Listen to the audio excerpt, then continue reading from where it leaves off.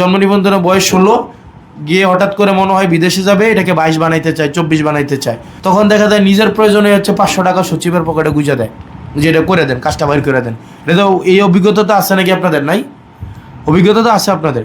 তো আপনারা যেটাই হয়, আপনারা কোনো ধরনের যে যার পক্ষ থেকে কোনো অন্যায়কে আপনারা প্রশ্রয় দিয়েন না।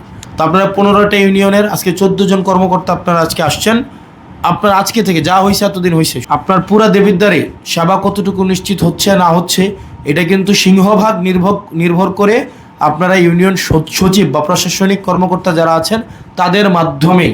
সেজন্য আপনাদেরকে বলবো, আপনারা যদি কোনো প্রশাসনিক জটিলতা বা কোনো মেম্বার বা চেয়ারম্যান আপনাদেরকে হয়রানি করে, সেক্ষেত্রে আপনারা সংশ্লিষ্ট রিপোর্টিং পার্সন যিনি আপনারা আছেন ইউনো মহোদয়, আপনি ওনাকে জানাবেন যে উক্ত ভদ্রলোক বা উনি নিয়মের বাইরে আমাকে কাজ করতে বাধ্য করছে।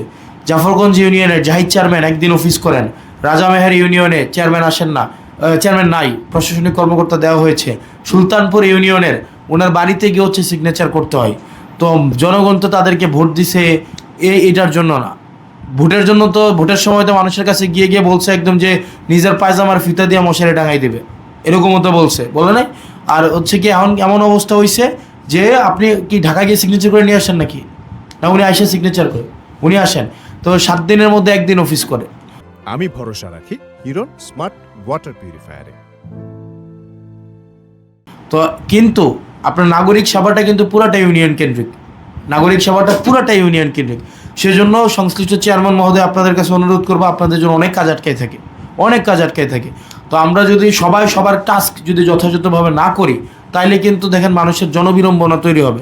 আর জনবিড়ম্বনা তৈরির থেকে কিন্তু ক্ষোভ তৈরি হবে আপনাদের উপরে, এবং ক্ষোভ থেকেই যত অভিযোগ তৈরি হয়, এবং আপনারা যেটা করেন সেটা কিন্তু অভিযোগ আসে। আর সাধারণ নাগরিক যারা আছেন তাদের কাছেও হচ্ছে তাদেরও কিছু রেসপন্সিবিলিটি ঘাটতি আছে। যেমন দেখা যায় যে আপনার যেটা ইনু মহোদয় যথাযথভাবে বললেন, দেখা যায় জন্ম নিবন্ধনে বয়স 16, গিয়ে হঠাৎ করে মনে হয় বিদেশে যাবে, এটাকে 22 বানাইতে চায়, 24 বানাইতে চায়। জন্ম নিবন্ধনে বয়স 13, বিয়ের সময় এটাকে 18 বানাইতে চায়। তখন দেখা যায় নিজের প্রয়োজনে হচ্ছে 500 টাকা সচিবের পকেটে গুঁজে দেয় যে এটা করে দেন, কাজটা বাইর করে দেন। এটা তো এই অভিজ্ঞতা তো আছে নাকি আপনাদের? নাই, অভিজ্ঞতা তো আছে আপনাদের। তো আপনারা যেটাই হয়, আপনারা কোনো ধরনের যে যার পক্ষ থেকে কোনো অন্যায়কে আপনারা প্রশ্রয় দিয়েন না।